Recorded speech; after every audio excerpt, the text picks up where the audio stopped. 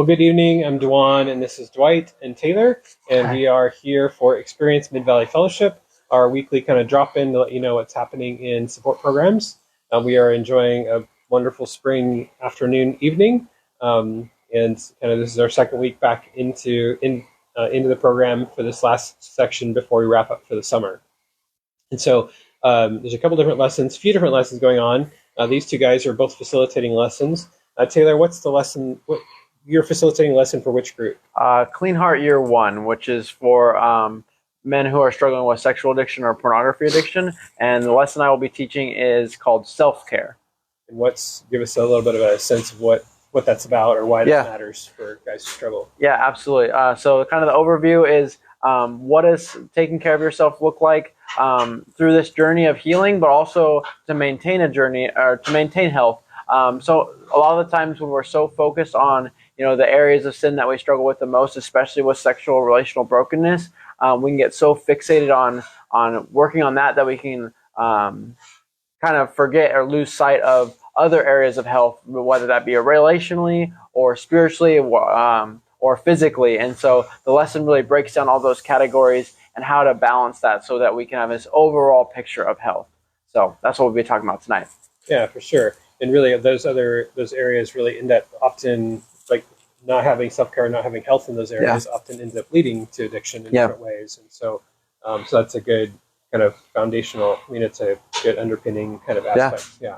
Yeah, because sometimes we can be so focused on I don't like the behavior that I'm experiencing, I just want that to stop, rather than realizing, okay, there are all these things that feed into it. So that's good. Absolutely. And then we kind of dig a little bit deeper with that in second year in Clean Heart. There's actually a series of lessons that are called the relational dimension, the spiritual dimension, the physical dimension, and another one that is escaping me right now. But you're facilitating which one tonight? Relational dimension is what I'm facilitating tonight. And so last week we talked about the shame and relationship, and how do we handle that shame that we experience and that we feel with our struggle. And with the second year guys, we're getting to start experiencing more victory in their struggle. And so, but there's still residual things that you're talking about, a lifetime of behavior here. There's still residuals that make it difficult sometimes in relational type things. And so this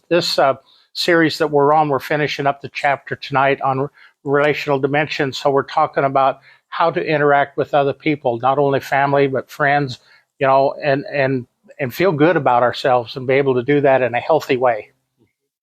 Yeah, because there's that reality that brokenness often happens in significant relationships. I mean, that we experience wounding and trauma in significant relationships in our life, whether that's parents, or family, or growing up, those sorts of things.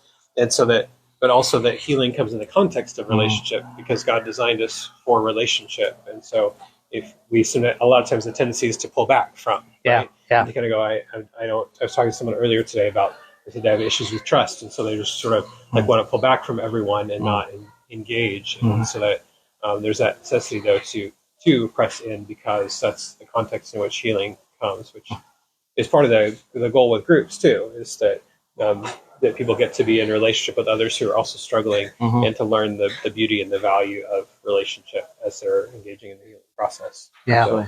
And so for the second year guys, as they talk more about their struggle, and it takes away more of the shame as they talk about it.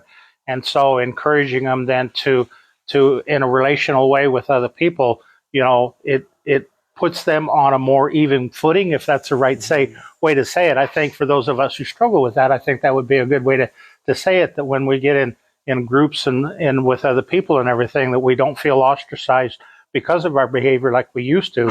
Now we're starting to embrace what it is that God has done in us, the work that he's got in us, and the victory that he's brought us through. And so being able to share that with other people. Yeah. And I mean, the reality is that every person has brokenness, right? Everybody has areas of, they're struggling with walking through and wanting God to do more sanctification, more healing work in them as well. And so when we can see that and understand that, we all have things that we're walking through. A few other lessons happening tonight as well. We have a group that's focused on women who are struggling with sexual or love addiction. We have a group for men and women who are struggling with unwanted same-sex desires. and then also a group for men and women who are survivors of sexual abuse, and then spouses, also our wives who have husbands who are struggling with one of those issues. And so they'll all be kind of engaging in different lessons along the way tonight. So we'll also engage in worship and have our small group accountability time. And here pretty soon, the leaders are all gather ahead of time for just a time to interact with each other and to prepare for the evening. And so that's kind of what we have on tap for tonight. And as always, there's a spiritual battle that's happening that the enemy does not want people to grow and to experience transformation and healing, or really to encounter God in those places of brokenness. And so we value your prayers. I encourage you to share this video, like it, and to let other people know about it, but also to be praying for the leaders and the participants tonight. That would be hugely significant for us. And if you want also a deeper look kind of behind the scenes of what happens in support programs, we have an event coming up on Friday, May 10th called Experience Mid-Valley Fellowship. And it's we're calling it an immersive fundraising event, which just basically means that you get to sort of experientially see some of the things that happen here on a regular Tuesday, Thursday night experience. And so we invite you to be a part of that. You can go to our website, midvalleyfellowship.org, and there's all the information about the event, and you can RSVP.